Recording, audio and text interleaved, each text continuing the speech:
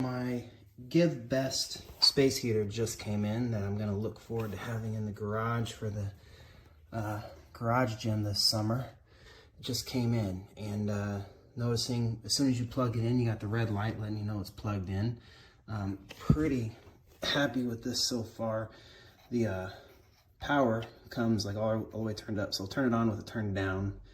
I started off on fan. So it's on fan, blowing nice cool air, room temperature air here, and I can slowly turn it up. Notice once it gets about a third of the way, it really kicks up, and it just gets more and more after that. So I'll turn it on to the first level. I'll let you know when it starts getting hot. And it's starting to get hot right now. So then again, seems to be getting hotter and hotter. Next, getting higher. Now it's super hot,